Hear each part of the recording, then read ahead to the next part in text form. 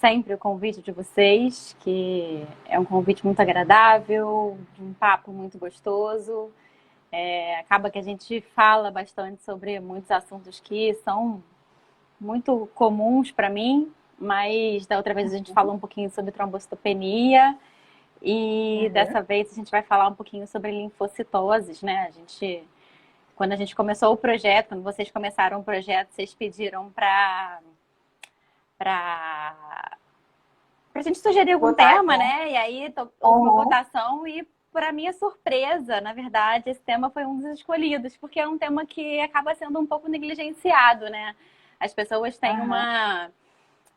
Porque não é uma condição muito comum, né, que vai acontecer na clínica de pequenos, né? Então, quando a gente Uhum. pensa em linfocitose, a gente pensa numa série de outras condições que acontecem na clínica de pequenos, voltada para patologia clínica, e a linfocitose acaba sendo deixada de lado, e esse diagnóstico diferencial acaba sendo um pouco assustador, porque as pessoas se deparam com um exame com uma linfocitose e, na maioria das vezes, não sabe o que fazer.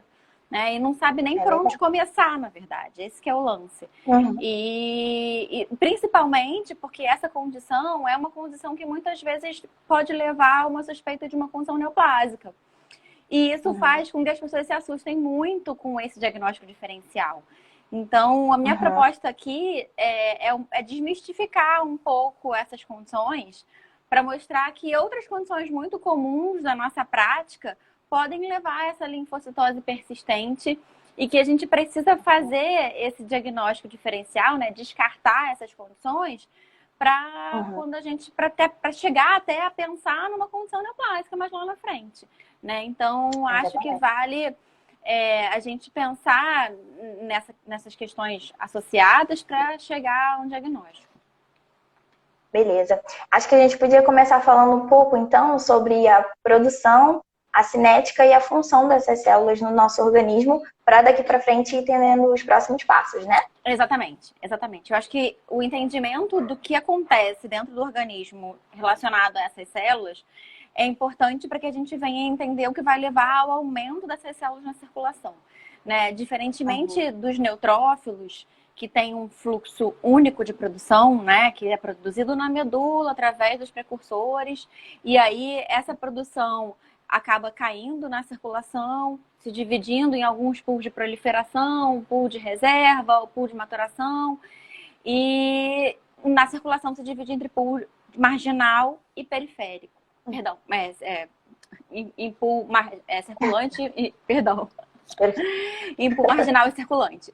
E aí essas duas condições, né, que levam a pool marginal e circulante, de neutrófilo, fazem com que eles sejam liberados para a circulação logo na sequência e tem um fluxo único, ou seja, uma vez que estão na circulação e atingem o tecido, né, fazem aquele processo todo de saída do vaso, redução da velocidade com que estão andando dentro do vaso, reconhecimento das células endoteliais, rolamento de AP10 e transmigração, eles não retornam à circulação. Né? Uhum. Porque os neutrófilos eles são a linha de defesa de frente, né? São os soldados da batalha que estão ali para combater uma infecção. No caso dos Uhum. linfócitos, eu costumo dizer, inclusive nas aulas de imunologia, que eles são o pessoal da inteligência, né? É o sistema de Uhum. inteligência do organismo que faz com que a defesa aconteça de uma maneira mais bem desenhada, né? Não é combater um agente específico sem reconhecimento pregresso. É reconhecer esse agente, ser apresentado a esse agente através de algumas células importantes e através dessa apresentação e reconhecimento de cada agente específico, passar a desenvolver o que a gente chama de resposta imunológica, seja ela humoral ou citotóxica. Né? A humoral dada pelos Uhum. linfócitos B e as citotóxicas dadas pelos linfócitos T. E aí a gente vai variando em várias divisões disso. Acho que esse não é o foco nosso aqui nesse momento, né? De Uhum. diferenciar cada um deles. Mas existe uma série de diferenciações, os apresentadores, os auxiliares, né? Uma série de linfócitos diferentes. As células natural Uhum. killer e tudo mais.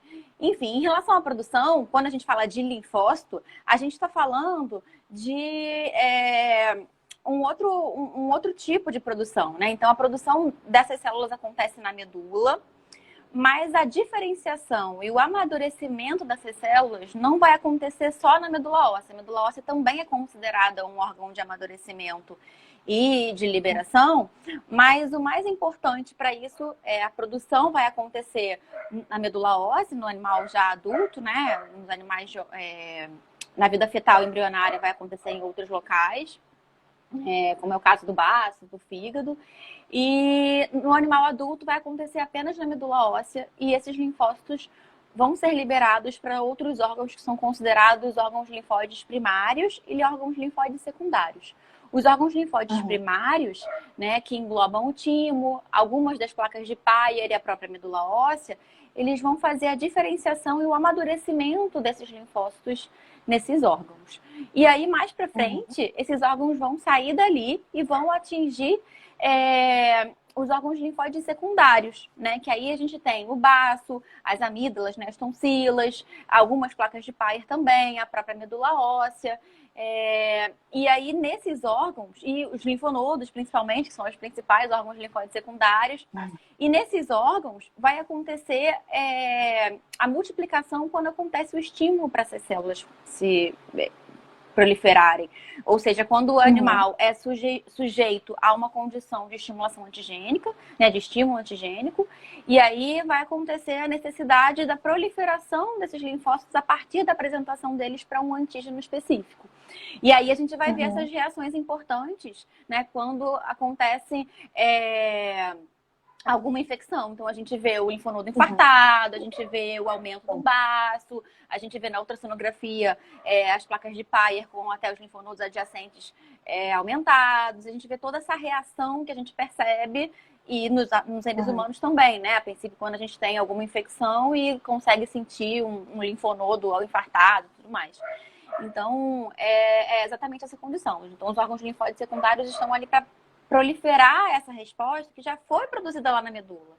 Né? Então, o que está na circulação, né, o mais importante quando a gente fala em linfocitose, que é o aumento numérico acima dos valores de normalidade desses linfócitos na circulação, a gente está falando de uma balança, é um equilíbrio entre o que a medula produz, o que vai para os órgãos primários, o que vai para os órgãos linfóides secundários e uma grande quantidade de linfócitos que também está no sistema linfóide, né, na linfa.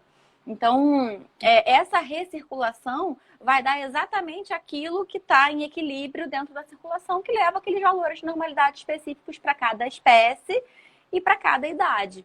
Né? A gente vai falar disso mais para frente. Então, isso que está separado dentro da circulação entre pool circulante, que é o que está no interior do vaso, e o que está no pool marginal, querendo fazer aquele processo de saída do vaso, reconhecendo as selectinas, os marcadores de superfície do endotélio vascular para sair do vaso, é de fato um reflexo daquilo que está fora e o que está dentro da circulação. E que situações podem levar a essa mudança de quantidade, isso vai ser muito variável. Né? E a gente vai falar essas situações em específico mais para frente. Então, e é importante a gente responder algumas perguntas, né? Se questionar algumas coisas, né? Qualquer valor acima desse valor de referência já é significativo em uma dosagem apenas? Existe uma diferença entre a idade? Gente, eu já falei aqui que existe, mas que diferença é essa, né? Acho importante a gente levantar essas questões. Com certeza. Então, vamos falar aqui. Vamos para o ponto 2, então? Isso. Tá. Em que situações a linfocitose ocorre de maneira fisiológica? Porque eu acho que as pessoas têm muita dificuldade, né? De entender que isso pode acontecer de maneira fisiológica e sempre que é detectado já se assustam. Eu acho que é importante a gente falar disso. Beleza. Realmente, né? A linfocitose ela acontece de maneira fisiológica, principalmente em situações de estresse adrenérgico.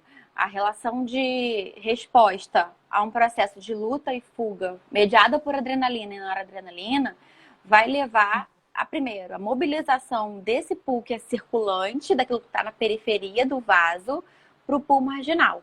Principalmente quando a gente fala dos vasos que estão dentro de pulmão e baço.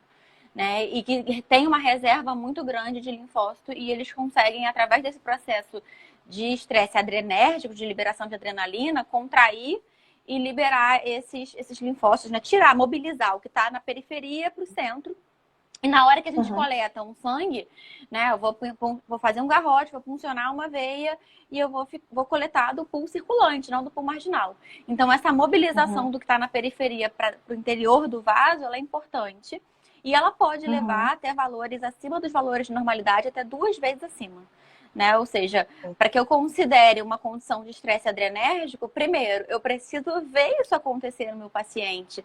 Aquele gato que não é atendido de maneira cat-friendly e que acaba sendo contido de maneira agressiva e que começa a viver um estresse de estar dentro do consultório e de ser manejado, né? Precisa todo de uma logística acontecendo por trás disso, de um ambiente agradável, para evitar que isso aconteça. Né? E essa condição vai levar a uma série de alterações laboratoriais, inclusive a condição de agregação plaquetária, né? No hemograma a gente vai ver uma série de outras condições que acontecem secundário a esse estresse adrenérgico. E esse estresse adrenérgico pode acontecer em outras situações, né? Que não só o estresse do consultório. Esse paciente pode ter uma dor profunda, pode ter uma fratura, pode ter se submetido a alguma condição de acidente, está muito estressado, o próprio medo, a ansiedade, tudo isso vai levar à liberação de adrenalina e noradrenalina, que consequentemente vão levar à mobilização do pulmão marginal para o circulante. E isso é o que a gente chama de linfocitose fisiológica. Exatamente. E a Luísa falou que tem observado a linfocitose associada à neutropenia. Pois é, a gente precisa buscar, eu vou falar disso, né? As outras condições associadas a essa linfocitose. Se eu tenho um quadro de estresse adrenérgico, o que a gente suspeita seria mais facilmente uma neutrofilia, mas em algumas situações pode acabar levando a uma neutropenia por mobilização desses neutrófilos, enfim. E aí a gente acaba observando também. E também tem a diferença. Tem aquela diferença do leucograma de estresse, que seria por corticoide, esteroide, né? Corticosteroide, que aí leva a linfopenia. Isso. E aí, nesse caso, é uma estimulação adrenérgica, que leva à linfocitose. Acho que as pessoas têm dificuldade, às vezes, né, nessa diferenciação. Sim, eu gosto muito de chamar, na minha escola lá da UF, o povo chama de outra forma, a gente chama de estresse crônico e agudo. Né? A gente dá uma nomenclatura um pouquinho diferente. Então, quando a gente fala estresse crônico, eu estou me referindo à liberação de corticosteroides. Né? Então, cortisol, seja ele endógeno ou exógeno, levando a neutrofilia, leucocitose neutrofílica, podendo haver discreto desvio à esquerda por mobilização do pool de reserva medular. E linfopenia, porque o cortisol, aí é importante entender a fisiopatogenia do processo, porque o cortisol faz linfólise. Ele é um hormônio imunossupressor que vai quebrar os linfócitos, levando à linfopenia. E no caso das catecolaminas, o processo é diferente. A fisiopatogenia, que a gente vai chamar de estresse agudo, né, ele é justamente a mobilização desse pool marginal para dentro do pool circulante, e isso vai levar a uma condição de neutrofilia, linfocitose e monocitose também. Né? Então, ele vem acompanhado dessas condições. E aí, o Thiago está falando que seria interessante se o requisitante colocasse esse tipo de descrição na requisição. A gente agradece.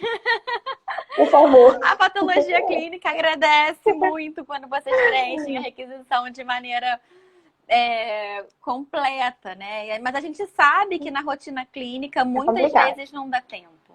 Né? Então, o que você atende um paciente, está entrando um próximo, você não consegue nem preencher um prontuário. E tem que ter um estagiário lá do lado para fazer as anotações e marcar as situações. Mas é muito importante, quando tem tempo hábil, preencher muito bem a requisição. Você não vai estar dando para o patologista um toque. Né? Ou até, tipo, eu vou integrar o orobandido.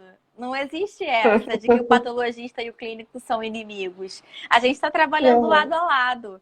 Né? E eu acho muito importante que a gente mostre isso para o clínico de pequenos e de grandes também, que o patologista tá ali para ajudar, né? Não pode ter essa dualidade. A gente está ali para trabalhar em parceria. E isso é o mais importante da história toda. Que quando vocês colocam lá na requisição que tem uma suspeita de, sei lá, de diabetes, e que o gato foi estressado, X cruzes, enfim, é importante, né? Gato não é jaguatirica. É importante, é importante. A gente precisa ser muito parceiro para poder entender e entender que isso não vai dar uma cola. Isso vai, às vezes, ajudar a gente a entender a fisiopatogenia do que está acontecendo. Gente, muito carinho de vocês. Também amo todos vocês. Eu faço agradecimentos no final. Eu vou te deixar com um tempo bem grande para fazer agradecimento. E eu vou ter que anotar, senão depois rolou uma filmada, menina, você nem imagina. Sério? Que isso? Vamos para mais uma pergunta? Vamos. O pessoal está gostando das suas perguntas. Linfocitose pode ocorrer em animais depois de serem vacinados? Linfocitose pode acontecer... Ah, tá, aqui embaixo. Eu botei fato fake, né? Porque... fato fake. Isso é uma coisa que vem de muito tempo, né? O povo sempre... É uma cultura de que animal vacinado pode fazer linfocitose. Então, frente a todo esse processo de fisiopatogenia que eu expliquei anteriormente, a gente pode entender que quando o animal é vacinado, ele está sendo submetido a um antígeno específico. Né? E às vezes há muitos antígenos específicos. Se eu parar para pensar numa vacina déctupla de um cão, eu estou oferecendo uma gama de antígenos para aquele paciente. E ele, na verdade, ele não vai, de fato, aumentar aquela quantidade de linfócitos circulantes. O que vai acontecer nesse caso? Eu vou administrar uma vacina de maneira subcutânea, esses antígenos vão ser absorvidos, vão ser apresentados aos linfócitos para a produção de anticorpos. E essa produção, ela vai aumentar a multiplicação desses linfócitos nos órgãos linfóides secundários. Então, para que isso, de fato, leve a uma linfocitose, lembra que eu falei que o que está na circulação é sempre um equilíbrio do que está no secundário, no primário, na linfa, no sangue. Para que isso chegue a levar, de fato, a uma linfocitose, demora um pouco, né? Então, existem estudos, até busquei um artigo, eu fui ler um pouco sobre o tema, busquei um artigo que é até antigo, de 2007, é uma revisão que fala sobre causas de linfocitose persistente. Lá ele faz um compilado de vários artigos anteriores, mostrando que poucos animais fazem linfocitose, e muitos, inclusive, chegam a fazer uma diminuição, não chega a fazer linfopenia, mas acaba fazendo uma diminuição da contagem de linfócitos que tinha anteriormente à vacina, justamente porque esses linfócitos estão ali trabalhando e não estão dando sopa na circulação. Eles estão sendo remobilizados para estimular a produzir anticorpo, né? Agora, esse fake, ele vem de onde? Ele vem do fato de que a maioria dos animais que a gente para observar isso são animais jovens. Né? E os animais jovens, vacinados ou não, estão sendo espaço. Eu, inclusive, já deixei até com a Agatha esse artigo, Heloísa. Sim, tá aqui, vou passar com ela. vocês. E aí ele tem bonitinho, assim, para cão, para gato, as condições que vão levar a linfocitose. Ele é bem interessante. Ele é antiguinho, mas ele vale a pena dar uma lida. E me perdi. Falou sobre no fato de que são, na grande maioria, por que veio filhotes. Esse fake? Porque a maioria dos que a gente pensa em avaliar essa condição são animais filhotes que estão sendo expostos a condições de estímulo antigênico variados, né? Então, um animal filhote, ele nunca teve contato com esses antígenos externos e aí acaba produzindo uma série de anticorpos em grande escala e acaba levando a uma produção de mais linfócitos na circulação. E aí esse equilíbrio que eu tinha falado antes acaba não equilibrando, se desequilibrando e levando a uma condição de linfocitose, mas que não é muito intensa. Então é importante a gente lembrar, quando a gente fala em aumento acima do valor de referência, que eu estou falando de quantidade. Então, isso seria aceitável até o dobro do valor de normalidade no máximo, estourando. Né? 2 vezes o valor de normalidade seria o máximo. Beleza. Ainda perguntando sobre vacina, que eu não sei. Acho que quando fala em linfocitose, as pessoas já pensam em vacina. Sim. Então, a próxima pergunta é: animais que apresentam linfocitose numa avaliação vacinal prévia podem mesmo assim ser vacinados? Então, a gente vai falar aqui em diagnóstico diferencial.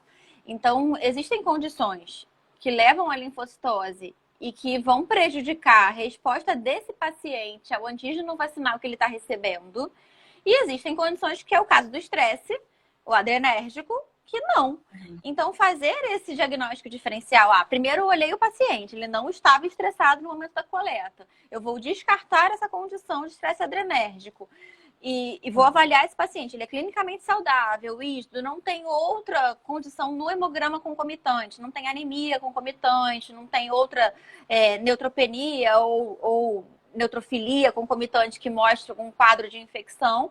Aí eu posso vacinar esse paciente, né? E se essa linfocitose não for muito intensa. Agora, se eu tenho um paciente que clinicamente não está saudável e que, além da linfocitose, apresenta outros dados no hemograma, avaliação de proteínas plasmáticas aumentadas, muitas globulinas, outras condições associadas, aí eu tenho que parar para reavaliar e colocar ele nesse diagnóstico diferencial para entender o que acontece com esse paciente. Porque eu não posso vacinar um paciente doente, né? Então, a hora que a vacinação, ela deve ser realizada num paciente rígido. Então, se a gente falou aqui em linfocitose fisiológica, e eu estou confirmando que essa condição é de fato fisiológica, então, beleza, posso vacinar. Agora, se não é, eu tenho que descobrir qual é a causa da doença.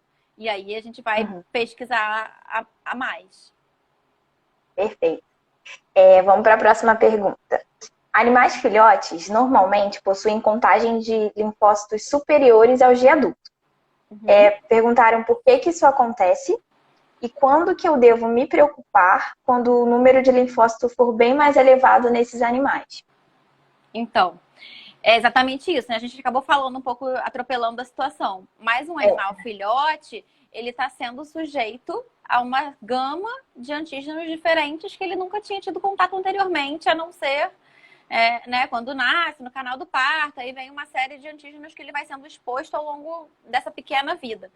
E aí ele faz um quadro de linfocitose porque desequilibra essa condição de linfa, sangue, órgãos linfóides secundários, pool marginal, circulante. Então, acaba que o que está dentro do pool circulante é um pouquinho mais alto.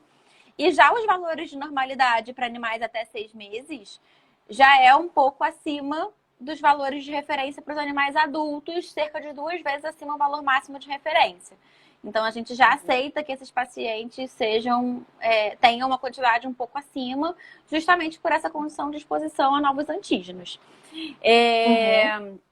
E quando se preocupar? Quando tiver valores acima da normalidade para aquela faixa etária de maneira persistente. Né? Não é aquele animal que foi atendido com estresse, de novo, né? Descartando as condições fisiológicas.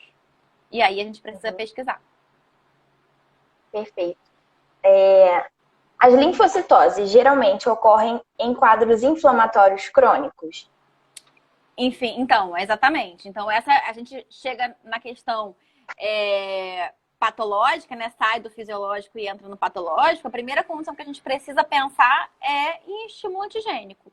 Condições inflamatórias crônicas que vão ficar ali estimulando várias vezes o sistema imune a produzir anticorpo e também a resposta citotóxica, a resposta de linfócito T. Então, é importante que, principalmente mediado por interleucina 2, que é uma citocina que vai estimular a multiplicação lá na medula, liberação de mais linfócitos para os órgãos primários e para os secundários, isso vai levar a um estímulo antigênico, levando de novo a um desequilíbrio nessa quantidade de linfócito que eu tenho na circulação. Então, essas condições de infecção crônica, a gente vai falar mais específicos agentes mais para frente, podem levar de 2 a 3 vezes o valor de normalidade, sem que isso possa levar a uma condição que a gente pense em consonanoplásica. Né? E aí, quanto mais intensa essa inflamação crônica, quanto mais condições de avaliação de mais globulina, hiperglobulinemia eu tiver nesse paciente, mais eu tenho um indício de que, de fato, eu tenho um quadro crônico acontecendo. Porque em algumas situações, esses quadros crônicos não cursam com sintomatologia clínica muito aparente. Né? São quadros subclínicos, dependendo da condição que esteja aparecendo no animal. Então, a gente não consegue ver o dado clínico com tanta clareza para entender que aquilo está acontecendo frente a uma doença crônica. Heloísa Nesses perguntou, quadros crônicos linfocitose, de leucemia linfocitose, linfóide, quando suspeitar que pode ser quando maligno. Não vou falar mais pra frente, já vou falar sobre isso. isso, a gente vai falar de gatinhos. Exatamente. Eu ia falar que na questão dos quadros inflamatórios crônicos, esses animais eles vão apresentar, por exemplo, um aumento de linfonodos, juntamente com esse quadro Dependendo da inflamatório. condição, sim, né? Então a gente vai ver o aumento dos órgãos linfóides, principalmente esses secundários, que são os linfonodos, o baço, algumas placas de Peyerl no intestino, e a própria medula óssea pode ter nichos de hiperplasia linfóide, a gente vai observar esse aumento desses órgãos, sim. Né? Então, na palpação, a gente vai observar, numa ultrassonografia abdominal, num raio-x de tórax, a gente vai ver essas condições que vão levar ao aumento de linfonodo, de órgãos linfóides. Tem alguém perguntando que alguns artigos dizem que em infecções virais é comum haver linfocitose. Já em outros fala que é linfopenia. Qual a sua opinião sobre isso? Como pode ser explicado? Depende do vírus. Depende da fisiopatogenia daquele vírus. Né? Então, existem vírus importantes, que o meu caso até do vírus da felve, que vão levar... O vírus da felve vai levar a um quadro de leucemia, né? Vou falar sobre ele mais pra frente. Mas ele faz um estímulo antigênico importante e ele pode fazer linfocitose. Alguns outros vírus podem levar, por exemplo, como é o caso da parvovirose canina. Ele é um vírus que vai fazer linfopenia por destruição desses linfócitos. E aí existe uma mobilização desses linfócitos do que está na circulação. É como se fosse assim, eu preciso de uma defesa de inteligência. Ele vai ficar ali dando sopa na circulação ou ele vai se guardar no seu quartel para confabular alguma condição e produzir defesa? É isso que ele vai fazer. Né? Então, a fisiopatogenia do vírus da parvovirose vai levar a uma condição de linfopenia. Agora, o que a gente observa, e também por destruição medular, né? Porque o parvovírus ele é um vírus que se multiplica dentro da medula.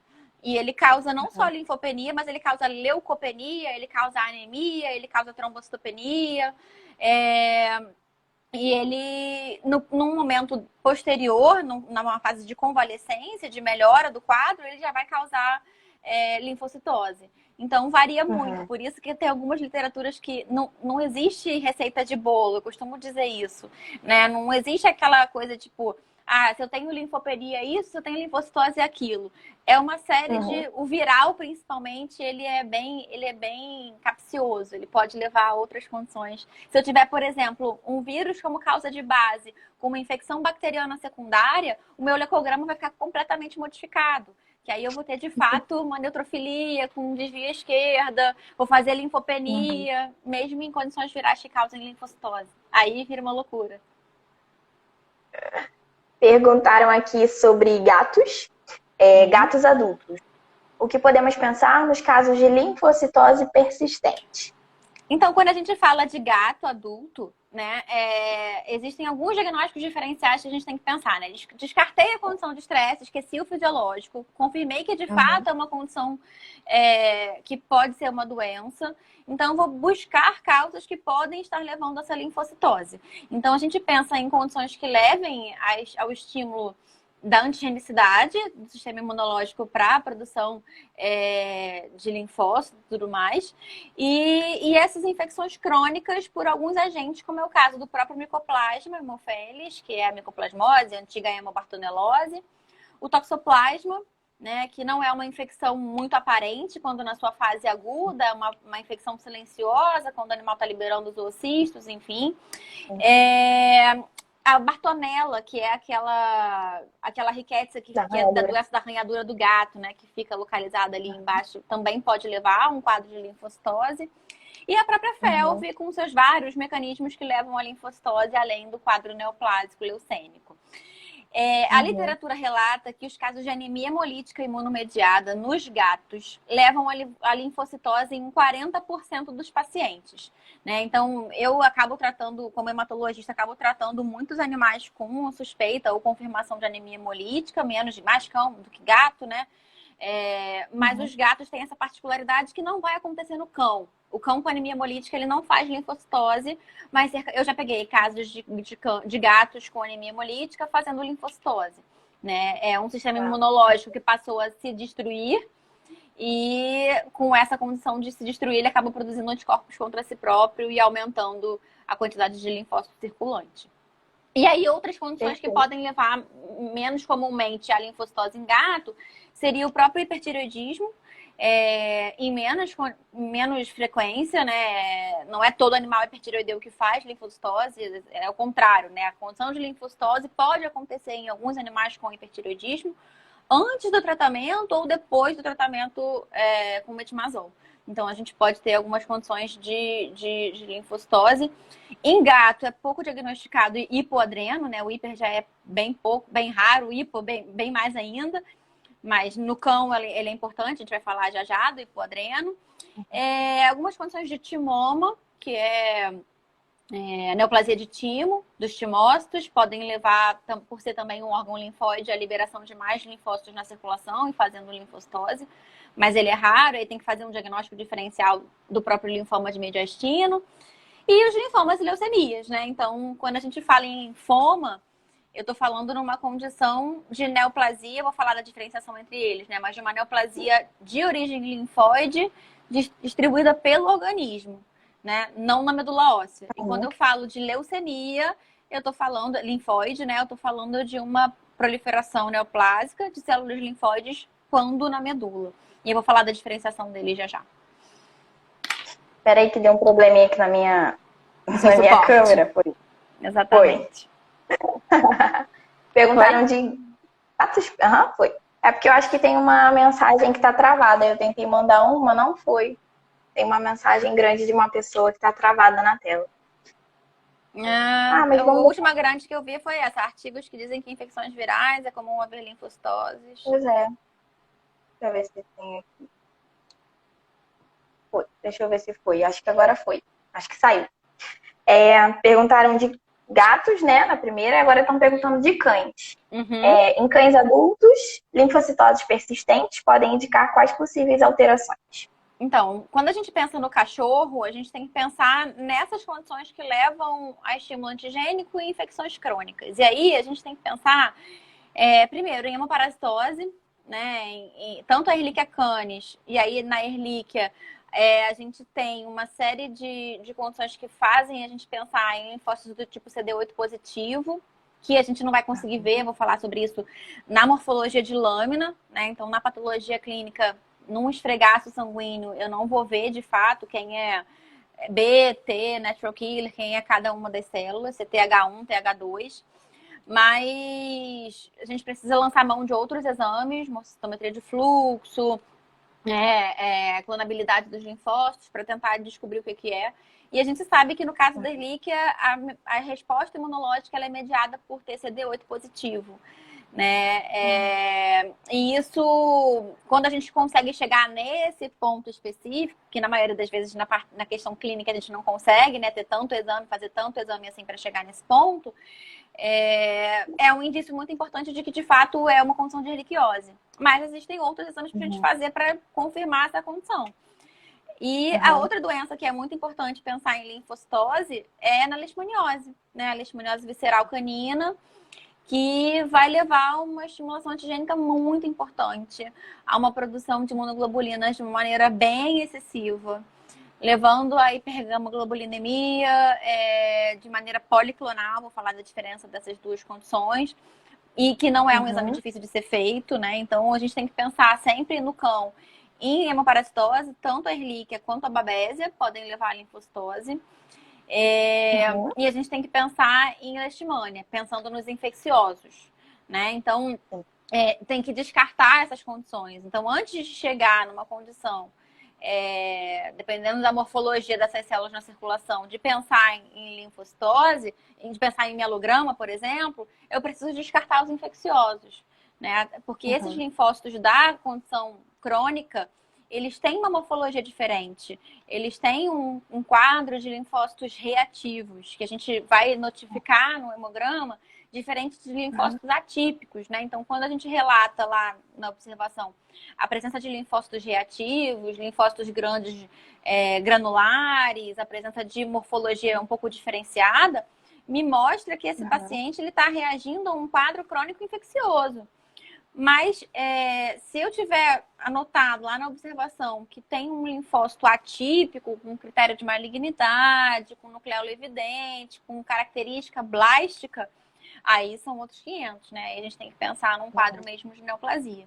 Então, quando a gente pensa no campo, tem que pensar nessas doenças que são de estimulação antigênica, e eu tenho que pensar no hipoadreno, né? Então, é óbvio que o hipoadreno não é uma condição silenciosa, ele é uma condição grave, principalmente no clássico, né? O atípico não. Mas o hipoadreno clássico, ele é uma condição que vai levar a linfocitose. Por que leva a linfocitose? Porque a gente sabe que o cortisol, que é o hormônio produzido pela adrenal, ele é um hormônio imunomodulador. Ele faz linfólise, né? Então, em situações normais, com concentrações normais de cortisol, esse cortisol ele já vai fazer uma modulação, ou seja, uma regulação, uma redução, um controle da quantidade de linfócitos que eu tenho circulantes. Então, se eu tenho cortisol em quantidade normal, ele está lá controlando o quanto de linfócitos que eu tenho na circulação. A partir do momento em que uma adrenal doente para de produzir cortisol, ele deixa de fazer o processo de imunomodulação. Então, ele vai permitir que esses linfócitos estejam na circulação em maior quantidade, levando a uma quantidade de linfócitos maior na circulação e faz linfocitose. Né? Um percentual grande dos animais que têm hipoadreno fazem linfocitose. Obviamente, não só isso, né? Tem outras condições associadas, mas eles fazem linfocitose. Ah, não sabia dessa do hipoadreno. Não sabia é uma condição a se pensar sempre quando a gente vê a linfocitose persistente, né? Então, eu faço exame seriado. Esse paciente está sempre com linfocitose, num valor razoável, e eu não consigo descobrir alguma outra causa, ele pode ser, inclusive, um hipoadreno atípico que não tem envolvimento de mineralocorticoide, né? Porque quando tem envolvimento de mineralocorticoide, aí o quadro é síndrome addisoniana, é grave, o animal chega né, em coma pelo desbalanço eletrolítico. Mas quando ele é o atípico, né, que não tem envolvimento de mineralocorticoide, o paciente pode levar a essa condição de diminuição do cortisol por algum tempo e você não perceber de fato o que é um animal que vomita eventualmente, esporadicamente, tem aquele quadro clínico inespecífico, mas que você não consegue elucidar. Mas tem que pensar em hipoadreno sim. E o que mais eu anotei aqui? Pera lá, hipodreno e de novo, né? Igual do gato, linfoma, timoma e leucemias, né? O linfoma a gente vai falar já, mas eu vou falar da diferença do que vai levar a linfocitose ou não no linfoma. Beleza. Perguntaram sobre FeLV, porque linfocitose, FeLV, né? Tá ali. As linfocitoses desencadeadas pelos quadros leucêmicos de FeLV são comuns? Existem outros mecanismos nessa doença que promovem a linfocitose sem ser propriamente uma leucemia? Então, quando a gente para pensar em gatos positivos para FeLV, né, que tem o vírus da leucemia, a gente tem que pensar numa gama de condições clínicas, de apresentações clínicas diferentes.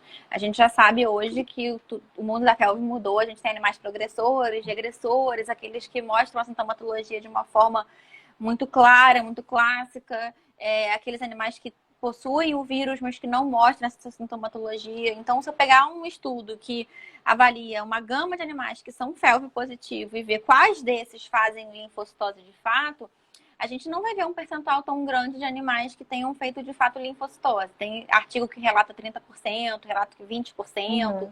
Não é uma coisa que vai dizer todos os animais com FeLV fazem linfocitose. Mas vai variar muito de pesquisa para pesquisa, de região para região, né? Do pesquisador. Então, o que a gente olha nos trabalhos científicos são relatos variados dessas condições que levam à linfocitose. Né? Então, o que a gente tem primeiro que pensar na FeLV é que é um vírus que vai se multiplicar lá na medula óssea e vai induzir a mutação dessas células linfóides, produzindo um quadro de leucemia. E não só dos linfóides, né? A gente tem leucemias eritroides, a gente tem leucemias mieloides, a gente tem condições de deseritropoiese, que é simplesmente a mudança da morfologia, que não chega a aumentar em número para caracterizar uma leucemia. que tudo isso pode ser induzido pela FeLV, né? A liberação de células gigantes na circulação, com uma morfologia diferenciada, e isso tudo está relacionado ao vírus da FeLV. Vírus da FeLV está errado de falar, né? Ao FeLV. Que a sigla já tem o vírus, é um vício de linguagem horroroso. A Luísa vai puxar minha orelha. E é de fato isso, assim, quando a gente pensa em mecanismos que levem à linfocitose, eu tenho que pensar que é uma doença que estimula o sistema imunológico. Então, ele pode levar à condição de linfocitose por um mecanismo que não é neoplásico, que é apenas a infecção crônica. Pode, né? Não é comum? Não é o mais comum. Mas pode levar a linfocitose com linfócitos maduros, com linfócitos com morfologia normal, ou simplesmente um linfócito reativo, né? Além dessas condições que vão levar à neoplasia, à leucemia. O que o Thiago falou? Interessante a questão da diferenciação entre linfócitos reativos e atípicos. Exatamente, porque isso é uma coisa muito engraçada, que é uma nomenclatura que na medicina humana eles usam completamente diferente da gente. Na veterinária, a gente usa o termo reativo para uma resposta antigênica e o termo atípico para neoplasia, para um linfócito já com cara de blasto. Na medicina humana, não. E aí eu aprendi isso da pior maneira possível, fazendo exame de filho, né? Então, recebi um hemograma do meu filho quando o meu mais velho tinha meses de vida, 1 ano e pouquinho, para fazer um check-up, ou foi para, sei lá, tava com alguma febre específica, fez o exame, e a mãe hematologista foi olhar o resultado e deu lá de cara linfócitos atípicos. Gente, a pessoa surtou. Entrou em surto generalizado. A sorte que eu tenho uma prima que é pediatra, eu liguei pra ela na hora. Falei, me ajuda. Ela, não, calma, tá só respondendo uma resposta, tá tendo uma resposta de alguma infecção, alguma coisa crônica. Eu, ai, graças a Deus. Mas o susto momentâneo foi surreal. Porque você olha um quadro de uma criança com linfócitos atípicos e já pensa em leucemia, né? Deus me livre. Mas... E lá, então, em seres humanos, eles usam a atipia para tudo. Eles chamam o linfócito reativo de atípico, né? Porque foge do típico. Foge daquilo que é o normal. E aí eles chamam de atípico. Cuidado quando forem pegar resultados de si próprios. Não surtem, pelo amor de Deus, de parente, ninguém surta. Tá vendo? Fica tranquilo. Grace também é cultura.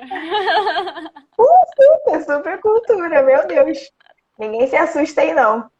Não, igual eu uma vez, porque a gente patologista tem mania de olhar o próprio sangue, né? Não sei se você já fez isso. E aí eu fiz um exame de sangue.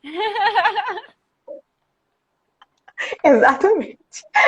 Mas vamos entrar no assunto do sangue.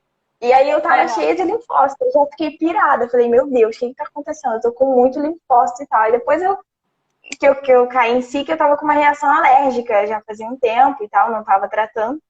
E aí, tipo, até associar as coisas, né, gente... Eu fiquei morrendo de medo porque eu tinha um monte de linfócito, mas esqueci que eu tava com uma reação alérgica. Enfim, deixa pra lá. Quando devo me preocupar com uma linfocitose? E quando pode se sugerir uma avaliação da medula óssea na investigação? Então, a questão da preocupação é complicada, né? Porque, assim, se preocupar é um termo muito genérico, né? A gente precisa se preocupar em algumas condições em que eu estou buscando aquela causa e eu não chego a um diagnóstico específico, né? Então, se eu faço um exame num paciente que eu sei que não estava estressado, que eu sei que não era fisiológico, que não é filhote, que não tinha, né? Que não tinha, a gente foi descartando aquelas condições. E aí eu tenho uma condição que a linfocitose persiste, eu já excluí as condições de estímulo antigênico num cão de reliquiose, leishmaniose, com exames específicos, não é só fazer pesquisa de hemoparasita, né? A gente já teve outras lives que abordaram isso de maneira mais profunda, né? Então buscar PCR, serologia, alguns outros exames que são específicos para essas doenças. Então eu vou descartar essas condições e se essa condição persistir, aí sim eu vou buscar se existe uma preocupação em relação ao neoplásico. E aí, principalmente com outros dados, porque o que acontece? Quando a gente esgota essas condições a gente esgota as possibilidades de descartar aquilo que é crônico, e quando os valores ultrapassam um valor absoluto, né? Então a gente tem leucometria a percentual e a absoluta. Quando o valor absoluto de linfócitos se eleva acima de 10.000, já é para colocar uma pulguinha lá atrás da orelha, né? Então, associado a isso, se eu tiver também a presença de células com alterações atípicas, morfologicamente alteradas, mostrando que pode ter uma condição neoplásica blástica naquele sangue. E isso não necessariamente precisa vir em conjunto, né? Então, quando a gente falar de leucemia, vou falar daqui a pouquinho, a gente sabe que a leucemia, ela pode levar a uma condição aleucêmica ou subleucêmica que não libera essas células em grande quantidade na circulação. Então, a medula óssea, ela funciona como se fosse um potinho, né? Então, eu estou enchendo lá o meu copo, e enquanto esse copo está na metade, no mediano, esse copo ele não vai transbordar. Mas se eu tenho células alteradas, elas alteram ali a liberação dos marcadores de superfície do endotélio, permitem a passagem de uma ou outra que tem uma morfologia alterada e acabam vazando eventualmente para a circulação. Então, é aquele paciente que eu vejo, por exemplo, não vejo linfocitose, eu sei que o tema da live é linfocitose, mas que eu não vejo um excesso de linfócitos na circulação, mas que eu vejo que está dentro da normalidade, mas que tem morfologia alterada. Isso já é indicativo de fazer punção de medula. Ou ainda, quando eu tenho aquele tapete de linfócitos que todos são bonitinhos, típicos, característicos, e isso chegou acima de 10.000, excluindo as outras possibilidades de estímulo antigênico. Então, excluir líquen, excluir babésia, excluir micoplasma no gato, excluir outras condições. Poxa, não tenho nada disso. E o animal ainda tem acima, além disso, anemia, outras citopenias, trombocitopenia. Aí, se eu associo a essas condições, eu penso, opa, tem a possibilidade de... E aí eu vou indicar a punção de medula, sim. Perfeito. A literatura aqui relata... Calma aí, a Juliana está perguntando... a literatura traz que animais de até 1 ano podem apresentar linfócitos reativos. Você chega a colocar alguma observação no hemograma ou laudo, a presença desses linfócitos? Então, aí quando a gente... Exatamente. Quando a literatura relata que para esse paciente é normal, aí eu acabo não colocando no laudo que existe. Para que eu vou assustar o clínico com uma coisa que é normal, né? Então, normalmente eu não coloco. Por isso que é importante preencher a requisição de maneira adequada, colocar a idade, colocar tudinho para a gente saber que a gente precisa dar uma olhada em relação a isso. Isso, Fabiola está coletando as minhas medulas, isso é uma propaganda. Eu estou em casa de quarentena. A próxima pergunta é: existem alguns medicamentos que costumam cursar com linfocitose em cães e gatos? Existem alguns medicamentos, então, a gente até foi procurar, né? Porque essa questão de medicamento a gente não tem muita noção do que pode causar, e não achei nenhum estudo que dissesse um medicamento em específico que levasse a linfocitose. Li sobre o metimazol no tratamento do hipertiroidismo, levando a linfocitose, e situações em que a gente tem a necessidade de utilizar catecolamina, adrenalina, noradrenalina, e aí vai mimetizar um quadro de estresse adrenérgico, e isso levaria à linfocitose. Fora esses dois, a gente não tem tanto relato de linfocitose causada por medicamento. Beleza. Quando suspeitar que uma linfocitose pode ser oriunda de um quadro neoplásico, como linfomas, por exemplo? Então, aí eu acho que vale um adendo muito importante, né? Eu acho que vale a colocação de uma observação da diferenciação entre linfoma e leucemia, né? E que é uma coisa que leva muita confusão de uma maneira geral. Todo mundo confunde o que é linfoma com o que é leucemia. Então, quando a gente para pensar no conceito, o conceito de linfoma, ele é uma neoplasia linfóide espalhada pelo organismo inteiro, né? Que pode ser em órgãos linfóides secundários, ou pode ser em órgãos linfóides primários, ou ainda em locais que não são órgãos linfóides, tipo a pele, e o final desse processo é a própria medula óssea.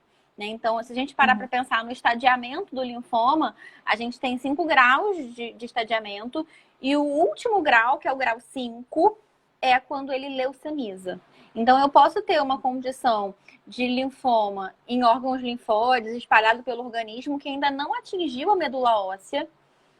E o lugar onde esses linfócitos são produzidos de maneira primária, né? Existe a multiplicação, a proliferação e a liberação deles para a circulação, é de fato na medula. Então, muitas vezes eu vejo condições de linfoma que não geram linfocitose, muito pelo contrário, guardam esses linfócitos de maneira neoplásica nesses órgãos linfóides, né? Sequestram esses linfócitos. E muitas vezes podem levar até a linfopenia. Né? Então, o linfoma, quando ele não leucemizou, que é o termo que a gente diz que ele atingiu a medula óssea, ele não é comum de levar à linfocitose. A gente vai ver essa linfocitose acontecer quando esse quadro de linfoma ele está leucemizando, ele está metastatizando para a medula óssea, chegando no 5º grau de estadiamento, e isso é um prognóstico bem desfavorável. Né? Aquele paciente que já tem linfoma espalhado por vários órgãos do organismo do animal inteiro e chegou na medula. E aí, quando ele chega na medula, o grande problema dele é que ele ocupa o espaço das outras células hematopoéticas. Então, ele vai começar a se proliferar em grande quantidade e ele vai ocupar o espaço da multiplicação e da produção de hemácia, de neutrófilo, de plaqueta. E aí ele vai fazer o que a gente chama de mielofitise, né? Que é a substituição do tecido normal medular pelo tecido neoplásico. E isso faz essas citopenias que que eu tô falando aqui agora. Né? Então, isso vai desencadear um processo de diminuição de hemácia, causando anemia, causando neutropenia e causando trombocitopenia, que são os 3 pilares para a gente pensar na leucemização do processo. Então, por exemplo, eu tenho um paciente que eu sei que tem linfoma. Chegou na clínica para mim, tem linfonodo infartado, eu fiz a citologia aspirativa, coletei, olhei, tem linfoma, fiz o diagnóstico. Qual que é o próximo passo? É estadiar. Né, é descobrir até onde está indo esse animal. Então, ele é um animal que pode ser indicativo de mielograma? Para eu entender se esse linfoma já metastatizou para a medula, mas ainda não encheu o pote. Ele pode ter linfocitose, pode não ter ainda linfocitose, né, liberação dessas células para a circulação, não ter leucemizado, mas ele pode estar num estágio subleucêmico, aleucêmico, que é quando essa célula está se proliferando dentro do potinho, mas não liberou essas células para a circulação. Então, ele é uma condição meio silenciosa. Se a gente deixar o negócio progredir, aí sim, eu vou ter o pote enchendo e vai transbordar. E aí, quando a gente pega nesse estágio, a chance de recuperação do tratamento é menor do que quando a gente tem uma condição mais precoce. E a gente pode ter a leucemia sem o linfoma. A gente pode ter a leucemia primária, ou seja, uma leucemia linfóide. E qual é o conceito de leucemia? É uma proliferação neoplásica de células hematopoéticas presentes na medula óssea. Então, ele tem que obedecer esses 3 critérios. Tem que ser neoplasia, tem que ser hematopoético e tem que ser na medula óssea. Porque eu posso ter neoplasias que não são hematopoéticas na medula. Eu posso ter metástase de um carcinoma de mama na medula. Não é leucemia, né? Mas quando eu tenho uma célula de origem hematopoética se proliferando de maneira neoplásica na medula óssea, ele ganha o termo leucemia. E a leucemia, ela vai se dividir de maneira bem grosseira, ela se divide em várias coisas, num primeiro ramo, que é linfóide, e um segundo, que é mieloide. Esse ramo que é linfóide, ele ainda se subdivide em 2 tipos, que são a LLA e a LLC. A LLA é leucemia linfoblástica aguda e a LLC, que é leucemia linfocítica crônica. Qual que é a diferença entre as duas? A LLA, ela é aquela que a mutação para proliferação daquela célula neoplásica, ela aconteceu no blasto, no linfoblasto, na célula precursora, né? Do início do processo. Se parar para pensar na produção das células, ela está lá no topo. Então, é uma leucemia que vai se multiplicar de maneira mais agressiva, porque é uma célula que tem uma taxa de multiplicação mais acelerada, Então, ela cresce muito rápido, ela leva um quadro de liberação de células na circulação. Eu vou ver esses blastos de maneira normalmente muito comum, que seja de fato leucêmico, libera os blastos de maneira em grande quantidade, levando linfocitose. E faz as outras citopenias por mielofitise. Então, ela vai fazer anemia, ela vai fazer neutropenia, ela vai fazer trombocitopenia. E o diagnóstico é feito baseado no mielograma, né? Na função aspirativa da medula, para que a gente consiga contar quantos blastos tem ali. E a gente vai caracterizar que esse animal ele tem a leucemia linfoblástica aguda quando eu conto acima de 30% de linfoblastos de todas as células nucleadas que ele tem na medula óssea. E aí, esse é o diagnóstico. Então, ele é morfológico e ele é numérico, né? Então, eu tenho alguns critérios para obedecer. Qual que é o grande problema dessa leucemia linfoblástica? Uma célula blástica, que é uma célula jovem, ela é facilmente confundível com outras células.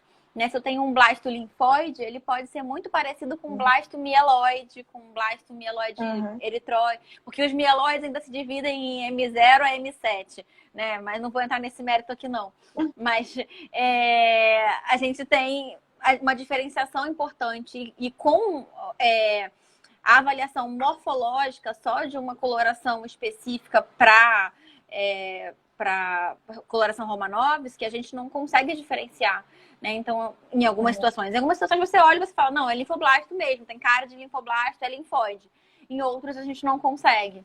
Então, quanto mais indiferenciado, quanto mais jovem, quanto mais próximo da célula tronco, mais difícil de diferenciar essas células e a gente precisa lançar mão de outras avaliações. E aí entram as avaliações, as citoquímicas, que são as mais fáceis.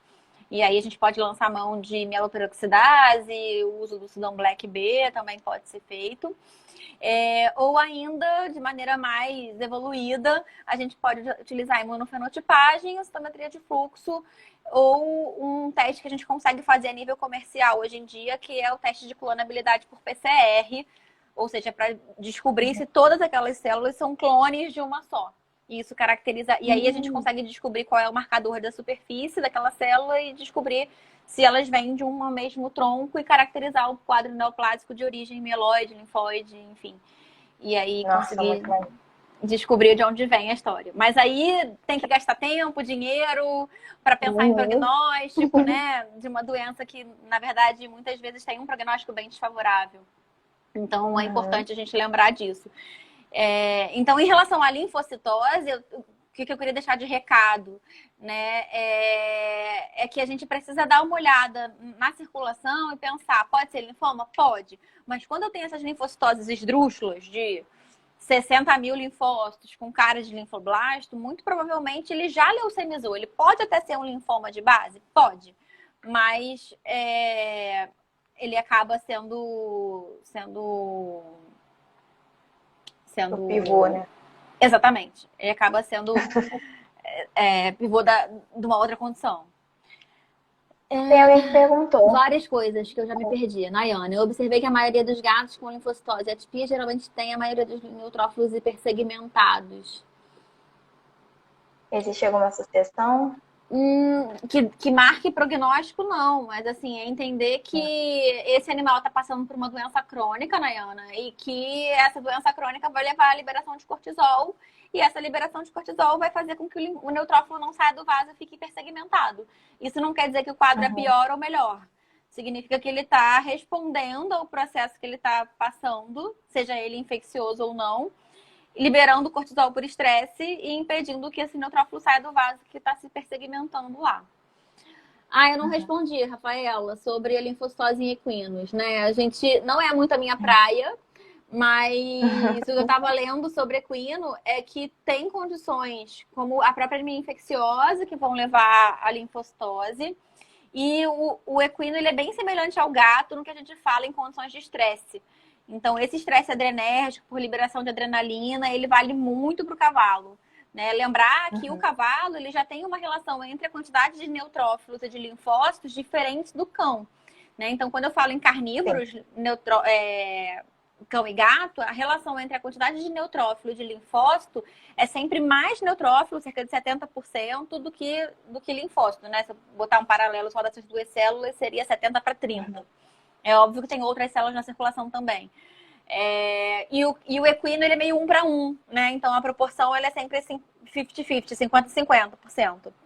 Então, quando ele tem um quadro de infecção aguda, às vezes ele não dá tempo de fazer uma neutrofilia. Então, se eu vejo uma inflamação aguda, uma inflamação aguda, a resposta do cavalo, ela não vai ser produzir muito neutrófilo como faz em carnívoro com o gato. Ainda não dá tempo, porque o pool de reserva medular ainda precisa ser mobilizado. Exatamente. Então, ele libera... O que vai acontecer? Esse cavalo, ele vai liberar aquele pouco neutrófilo que ele tem na circulação para o tecido e, proporcionalmente, ele eleva a quantidade de linfócito. Então, ele vai fazer uma linfocitose percentual transitória, que num segundo momento já vai se resolver, porque a medula óssea vai dar conta de botar os neutrófilos na circulação. Então, a gente tem essa condição que vai acontecer no cavalo. E aí tem que lembrar de anemia infecciosa e tem que lembrar do estresse no gato para fazer linfocitose. O que mais que perguntaram? O Otton perguntou da presença de células de Grünprecht. Isso, as manchas de... Na verdade, o nome é Grünprecht, né? Que vem do alemão. As manchas de Grünprecht ou basket cells, ou, que nada mais são do que células que foram fragmentadas, que foram rompidas no momento da confecção do esfregaço sanguíneo. Ou do squash para uma citologia, ou para um mielograma, ou para alguma outra condição.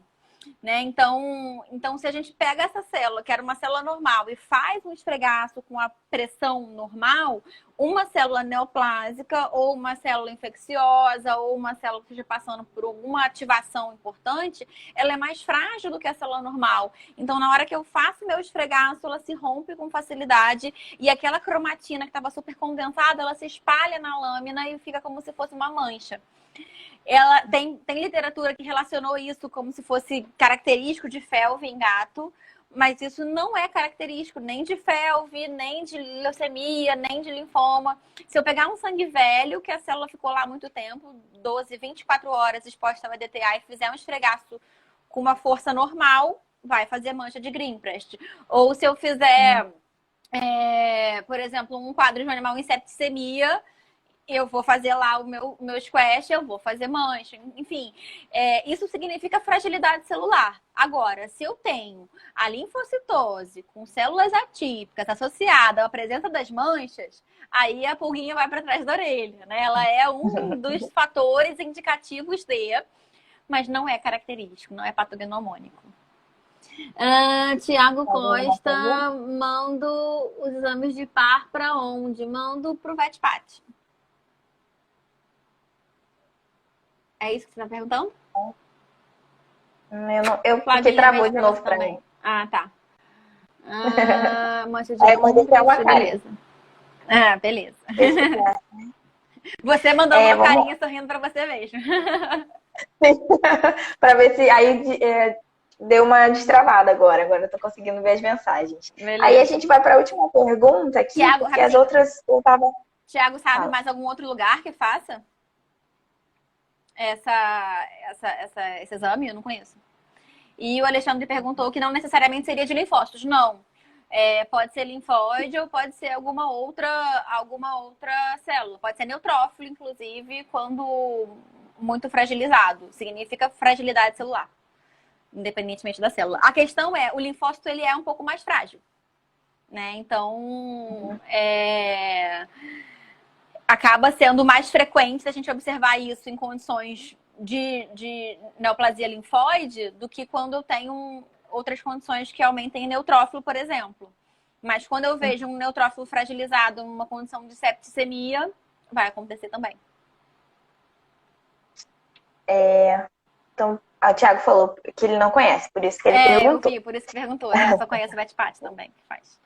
Vamos lá. Nos quadros de linfocitose por estimulação antigênica, existem outros tipos de testes laboratoriais que eu posso utilizar para avaliar mais profundamente essa estimulação?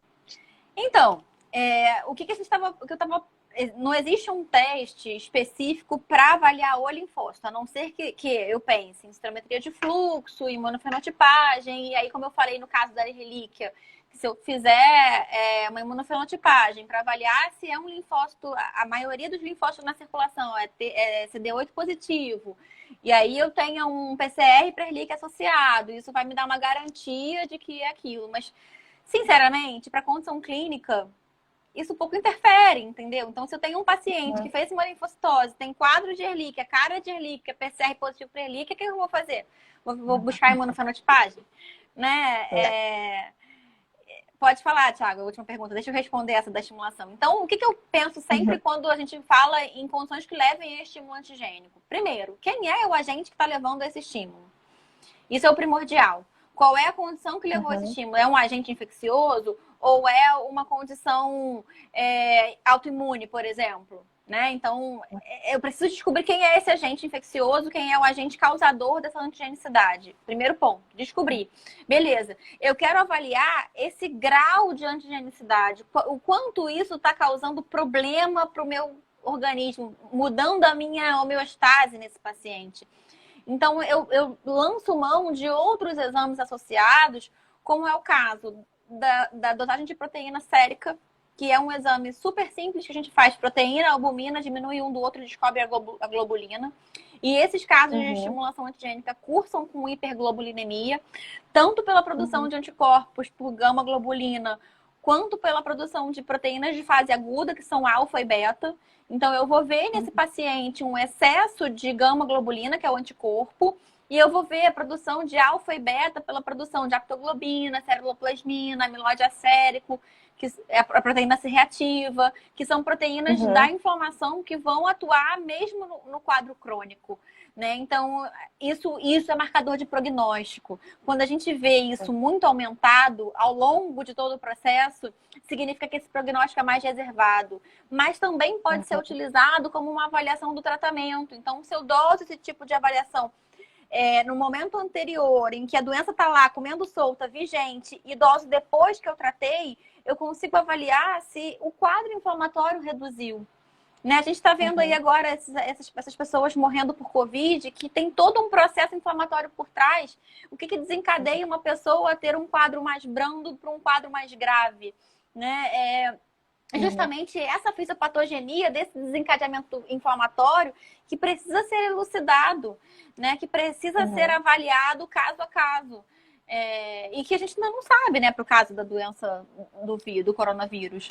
Mas para nossa realidade, a gente consegue utilizar esse tipo de dosagem para avaliar nesses pacientes em que eu consigo. Eu sei que tem uma doença de base, eu sei que tem um estímulo antigênico, eu sei que tem inflamação acontecendo. Qual é o grau dessa inflamação?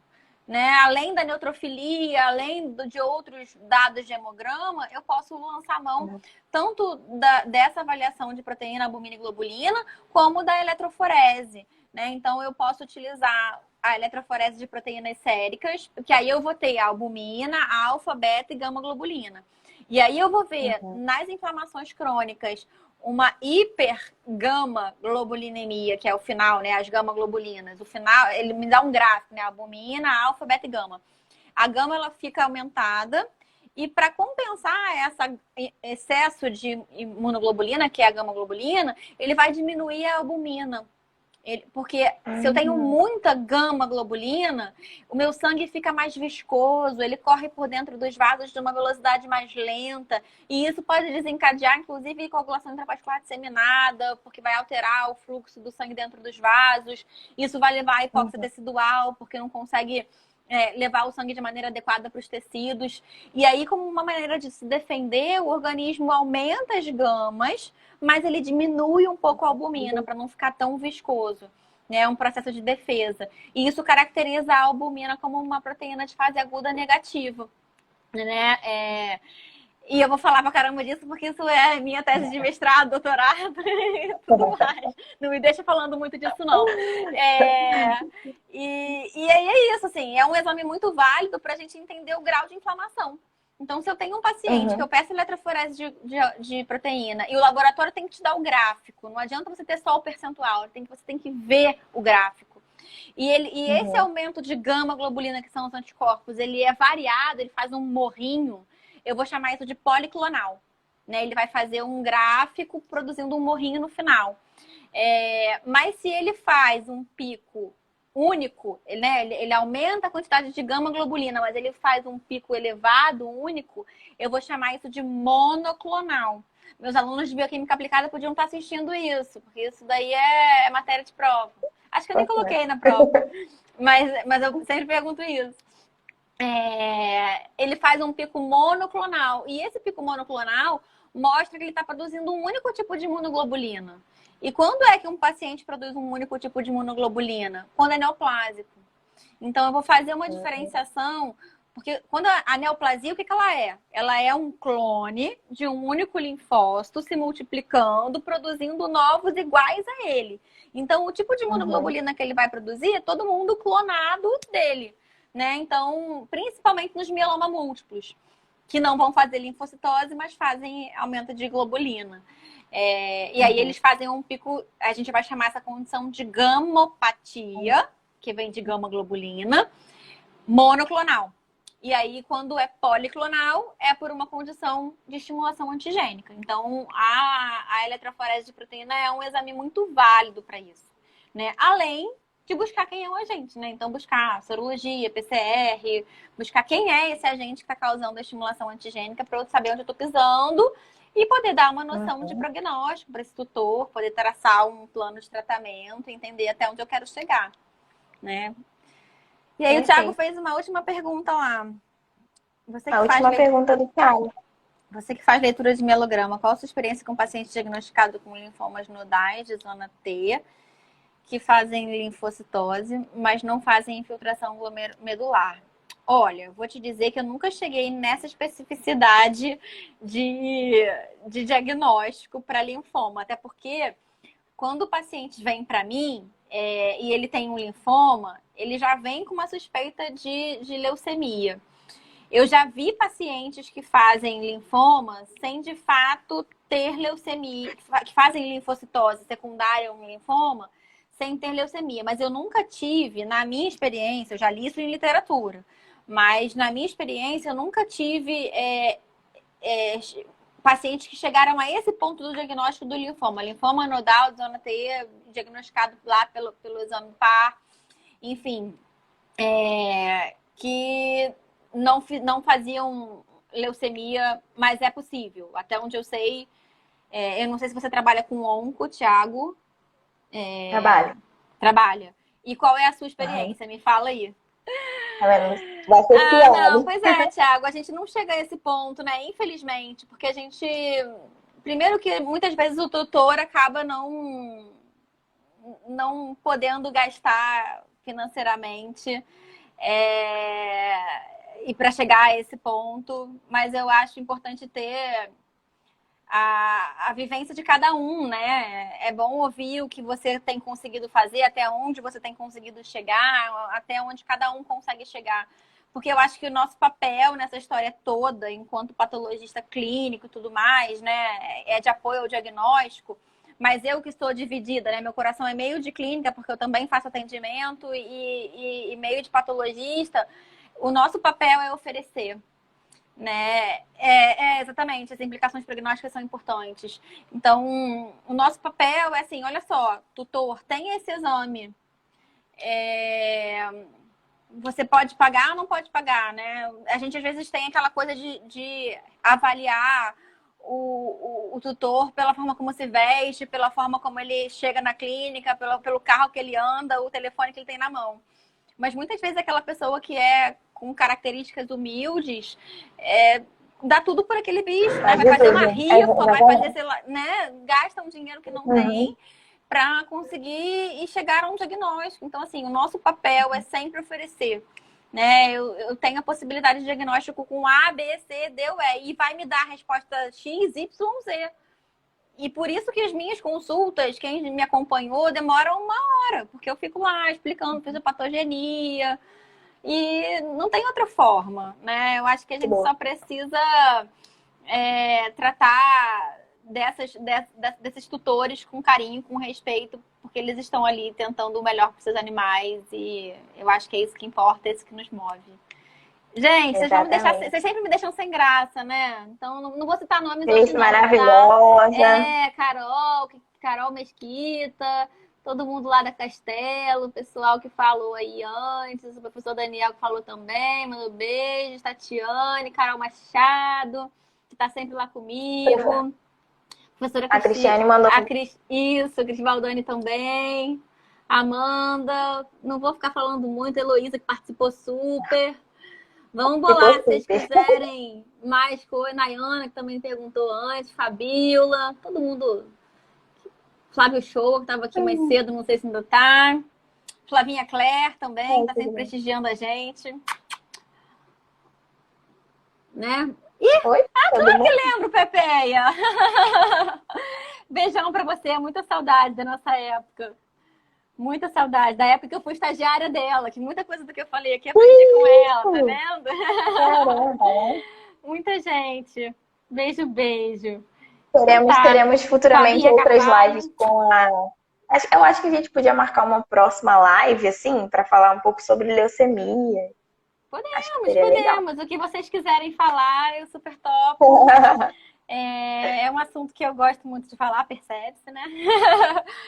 E é um desafio para mim, porque, na verdade, falar sem o apoio de um roteiro, né? A gente tá sempre dando aula com PowerPoint junto, sempre dando aula com um roteiro na cabeça. E aqui é falar o que vem na cabeça. Vamos lá, vamos falar o que tá no cérebro. Exatamente. Foi ótimo. Muito obrigada pela sua participação. Obrigada a vocês pelo convite. Deu sorte, foi a primeira live, e depois ainda tivemos várias e sempre foi crescendo. Eu entrei em algumas, assisti alguma parte, mas não consegui acompanhar todas, que vocês estão super movimentadas. A gente tá bombando. Vocês estão bombando. Vai ter muita coisa boa, gente. A gente tá preparando muita coisa legal.